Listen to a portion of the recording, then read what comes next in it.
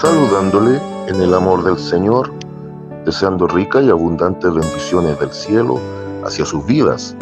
Ha llegado la hora de compartir el devocional, el pancito diario de vida que tanto bien hace a nuestras almas. Quiero que vayamos a la reflexión del día de hoy. Vaya a su Biblia y acompáñeme a la salutación de la primera carta del apóstol Pedro.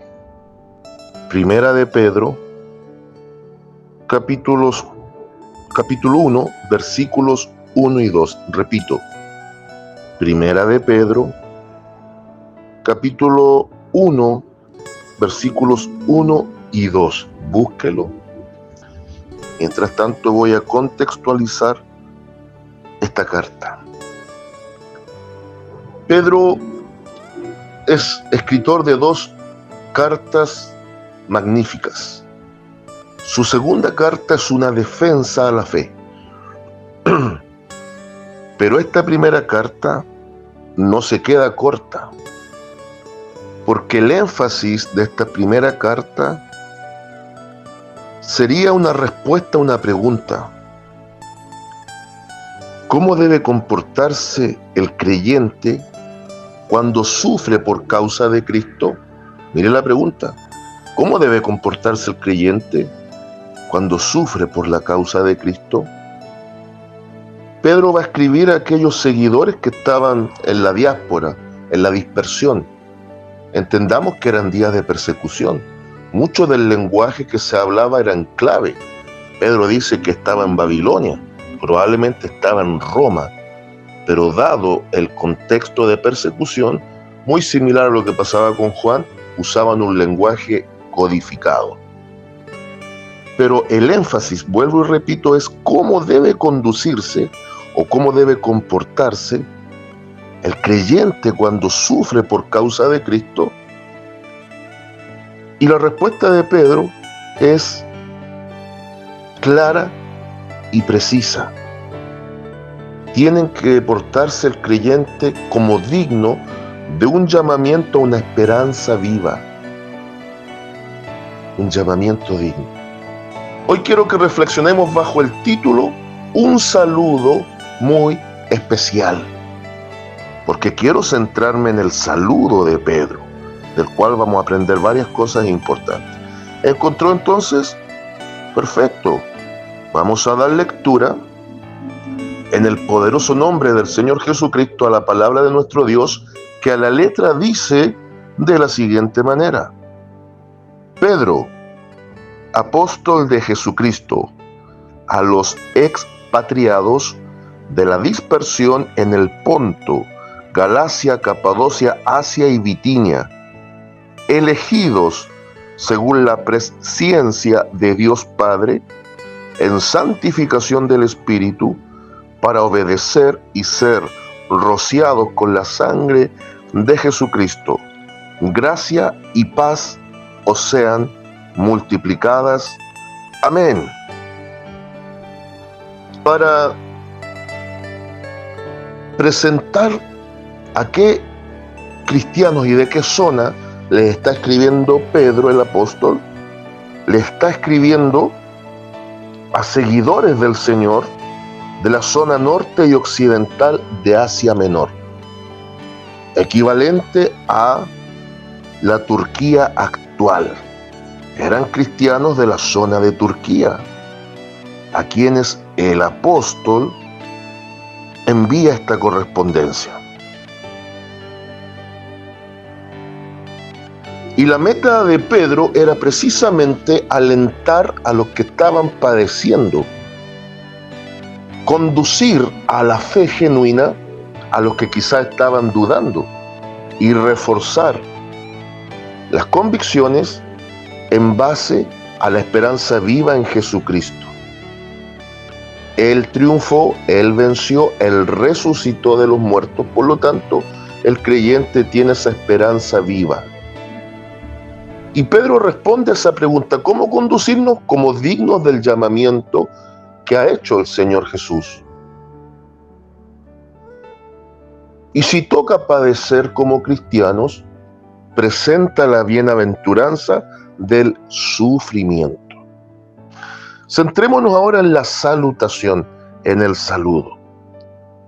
Una vez que Pedro presenta su nombre de pila, ahora pone su credencial apostólica sobre la mesa. ¿Por qué lo hace Pedro? Pedro lo hace para darle su sello de garantía de que era una carta auténtica. Pablo el apóstol ya había dicho y declarado en sus escritos que ya circulaban cartas falsas para confundir a los creyentes de aquel tiempo primitivo.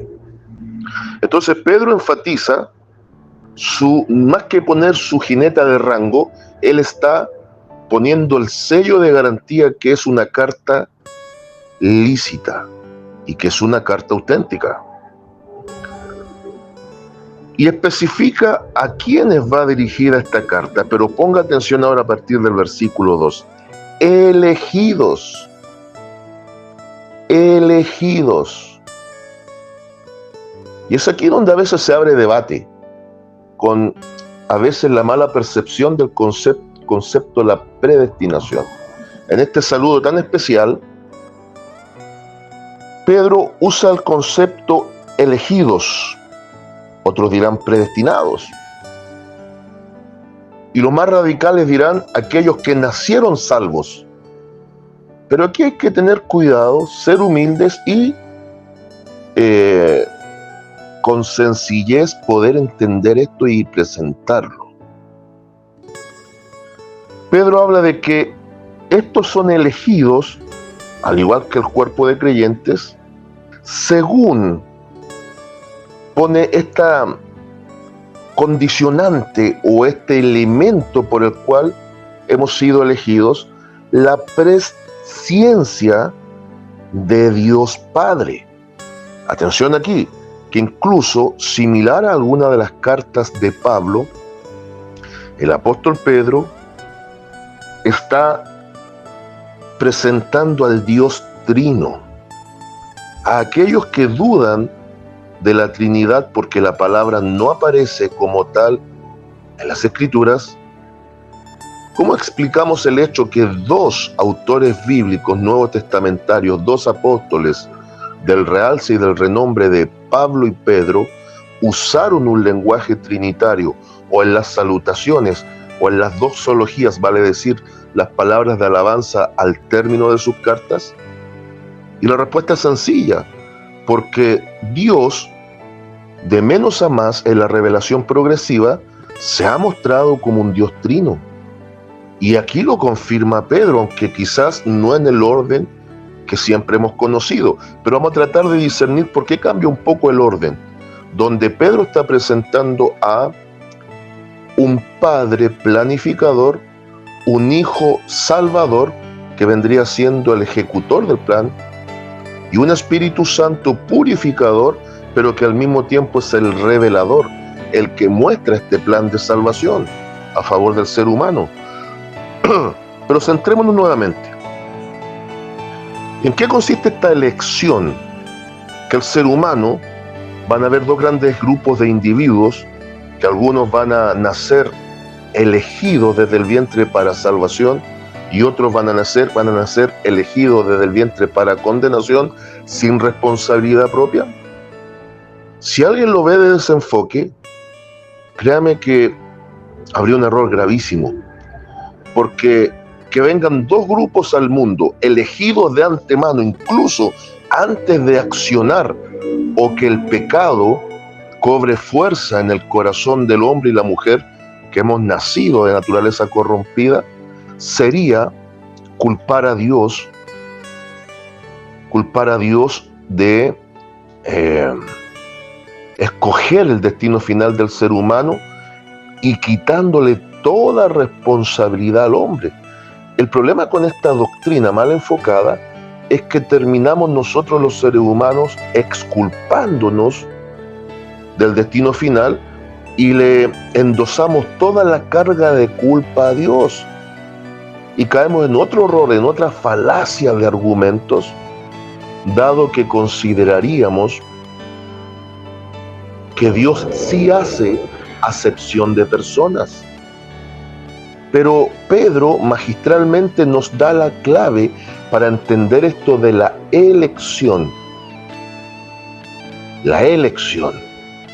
¿Nacemos como elegidos o llega un momento dado en el cual llegamos a ser elegidos? Mire la pregunta. ¿Nacemos como elegidos de Dios o llega un momento dado en el cual pasamos a ser elegidos de Dios? Sin ser arminiano ni calvinista, prefiero ser biblista o biblicista para buscar un equilibrio. Me inclino más por el segundo enfoque. En un momento dado se cumple la elección sobre nosotros. Y aquí el sufijo pre, con antelación, de antemano en el griego, es el que cobra valor. La elección, o para algunos la predestinación, tiene que ver con lo que dice Pedro, la presciencia. Presciencia. Mire, haciendo un ejercicio de análisis de esta palabra a través de el lenguaje original griego, la palabra que Pedro emplea aquí es la palabra prognosis. Prognosis. Esto es similar a cuando Pablo en Romanos 8, 28 al 30, incluso al 31, nos presenta los 5 eslabones de la salvación. Cuando habla de que fuimos predestinados y terminamos siendo glorificados. Pero al igual que Pablo, Pedro enfoca esto en base al conocimiento anticipado de Dios, la prognosis, la presciencia. Aquí hay dos, es una palabra compuesta. La ciencia tiene que ver con conocimiento y la presciencia significa el conocimiento anticipado, desde el griego prognosis, que tiene que ver con la providencia, dado que ahora estamos en un propósito donde Dios está cumpliendo un proyecto finalmente para conducirnos hacia la meta.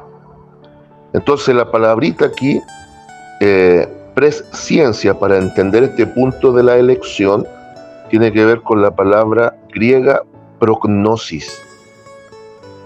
Providencia, pensamientos por adelantado. El uso cotidiano, anticipar conocimiento. O lisa y llanamente conocimiento de antemano. Entonces, es aquí donde la soberanía de Dios y el libre albedrío humano se complementan, porque Dios mismo va a permitir a través del accionar del Espíritu Santo que individuos, porque todos nacemos destituidos de la gloria, caídos de la gracia. En Romanos 3:23 Pablo lo dice, por cuanto todos pecaron y fueron destituidos. Por lo tanto, todos nacemos bajo las mismas condiciones. No habría una doble predestinación. Hay una predestinación hacia aquellos conocidos de antemano por Dios, que actuarían en base a recibir la oferta de salvación gratuita. La soberanía de Dios no va a obligar a que nosotros decidamos, pero nuestra elección o decisión frente a esta oferta de amor y el accionar del Espíritu tampoco condiciona más allá que Dios se vea obligado a actuar. Lo que pasa es que en este conocimiento, en esta prognosis, en esta presciencia, Dios sabe quién es quién. Ahora, pasemos a que quien presenta esta presciencia es Dios el Padre. Aquí hay un saludo muy especial porque Pedro se encarga de presentar al Dios Trino actuando a favor de salvación del hombre. Y lo hace para que estos cristianos que recibirán esta carta se sostengan en tiempos difíciles, sabiendo que aunque van a padecer, algunos van a morir, finalmente están para salvación en las manos del Dios que todo lo sabe, todo lo conoce y todo lo puede. Entonces, el Dios planificador se presenta con la figura del Dios Padre. Pero ahora, para nosotros naturalmente tendría que posicionar al Hijo, pero posiciona ahora al Espíritu, en santificación del Espíritu. El Espíritu Santo tiene la meta de producir el estado y el proceso, porque es un estado y un proceso de la santificación. Es un estado porque ahora tenemos nueva vida en Cristo, y esto ligado al accionar del Espíritu que santifica al creyente. Es por eso que repito una idea que he dicho muchas veces, pero no me canso de reiterarla, que el fruto del Espíritu, fruto en singular, y ese fruto tiene 9 características, yo le llamo desde lo personal el fruto de 9 sabores, de Gálatas 5, 22 y 23, es la santidad o la santificación. Porque así como el manzano da manzanas, el Espíritu Santo va a producir santidad. Entonces no nos enredemos tanto, que el fruto del Espíritu es la santidad que demarca el proceso de la santificación y tiene 9 características: amor, gozo, paz, paciencia, bondad, benignidad, fe, mansedumbre, templanza. Y esa es la ley del Espíritu. Esa es la garantía de una gracia mayor que una ley que obligaba a cumplirla externamente. Ahora, en esta gracia es fundamental, y por eso Pedro posiciona aquí al Espíritu como el revelador, como el iluminador, como el santificador, muy ligado a el Padre planificador que de antemano nos conoce. Pero ahora, como la guinda de la torta, podríamos decirlo así, en este saludo tan especial, va a presentar a Jesucristo, pero va a propiciar que el creyente se vuelva un creyente obediente, porque dice, para obedecer y ser rociados con la sangre de Jesucristo. Entonces, Pedro presenta un conducto regular de salvación dentro del plan de salvación de manera muy especial. Está poniendo que el Padre, que nos conoce de antemano, por eso en su mente Él ya nos ve como elegidos, pero en algún momento de nuestras vidas Él va a permitir que este Espíritu santificador nos convenza de pecado, justicia y juicio, como enseña Jesucristo en San Juan 16, y ahora vamos a la obra de la cruz para ser rociados con la sangre de Jesucristo y obedecer ¿a qué? Obedecer a lo que de antemano conocía Dios, que es recibir la oferta de amor para salvación. Entonces no es difícil de entender esto de la elección, del preconocimiento, de la presciencia, de la predestinación de Dios hacia los individuos. En síntesis, nadie nace salvo. Todos nacemos camino a condenación. Pero en un momento, como Dios ya nos conoce de antemano y sabe cómo vamos a actuar, ya en la mente de Dios, Él conocía ese momento crítico y crucial en donde, en su plan, el Espíritu Santo nos traería esa convicción necesaria, porque permitiría el germen de la fe por medio de la palabra, y terminaríamos nosotros obedeciendo, aceptando y recibiendo a Cristo como nuestro único y suficiente Salvador personal y Señor de nuestras vidas y de nuestras almas. Y termina su salutación declarando: gracia y paz os sean multiplicadas. Gracia, la gracia de salvación, la dotación del Espíritu a favor del creyente, que va a otorgar la paz que Cristo prometió, una paz duradera, no circunstancial como el mundo la da. ¿Por qué este saludo es tan especial? Y cierro con 3 pensamientos. Número 1, porque Pedro nos indica a quiénes va dirigida esta carta. Número 2, presenta al Dios Trino actuando para salvar. Y número 3, alienta al creyente hacia esta esperanza viva, pidiendo que sean multiplicadas la gracia y la paz en días de persecución. Saludos de paz, amor y bendición desde Longavía cada uno de ustedes.